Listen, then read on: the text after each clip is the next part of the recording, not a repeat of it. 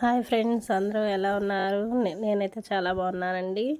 ఈరోజు తోటకూర ఫ్రై చూపించబోతున్నాను. ఫస్ట్ 4 కట్టల తోటకూర శుభ్రంగా కడిగేసి కట్ చేసుకొని ఆరబెట్టుకోవాలండి.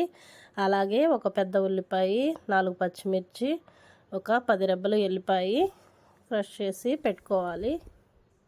ఇప్పుడు ప్యాన్లో కావాల్సినంత ఆయిల్ వేసుకోవాలండి.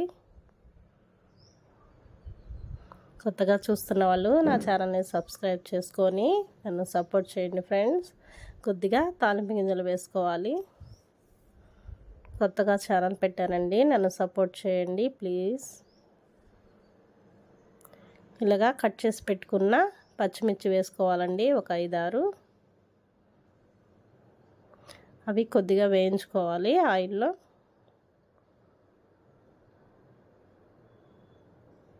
ఇలాగా ఆయిల్లో కలుపుకొని బాగా వేయించుకోవాలండి. ఇవి వేగాక ఎల్లుల్లిపాయలు ఉన్నాయి కదండి, అవి క్రష్ చేసి పెట్టుకున్నాం కదా, అవి వేసుకొని వేయించుకోవాలి. కనీసం ఒక 6-7 అట్లాగా క్రష్ చేసి వేసుకోండి, చాలా బాగుంటుంది. తోటకూర ఫ్రై టేస్ట్గా అవుతుంది ఎల్లిపాయ వేసుకుంటే.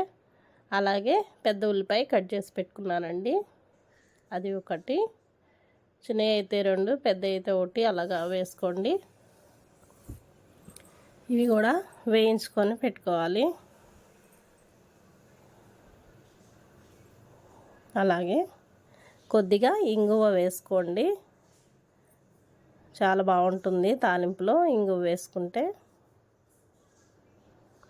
మంచి ఫ్లేవర్ వస్తుందండి. కలిపేసుకున్న తర్వాత కొద్దిగా పసుపు వేసుకోండి.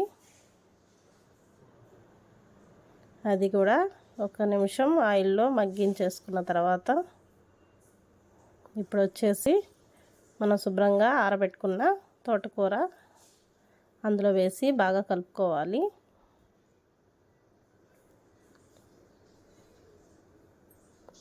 మంచిగా ఆయిల్లో అంతా కలిసేలాగా కలుపుకొని మగ్గించుకోవాలండి కొద్దిసేపు.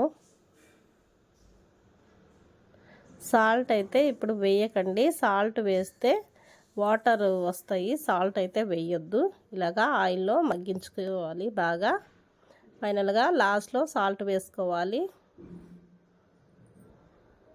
తగినంత సాల్ట్ వేసుకొని కొద్దిగా కారపొడి వేసుకోండి, ఎందుకంటే మనం పచ్చిమిర్చి వేసుకున్నాం కాబట్టి కొద్దిగా కారపొడి సరిపోతుంది.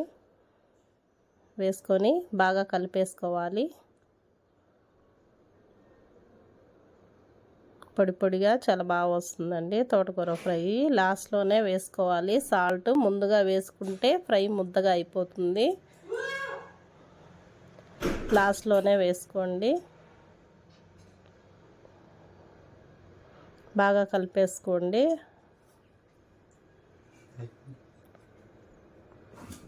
ఫ్రై అయిపోయినట్టే అండి. చూసారు కదా, తోటకూర ఫ్రై వెల్లుల్లి వేసుకొని చేసుకుంటే చాలా బాగుంటుంది. వీడియోని లైక్ చేయండి.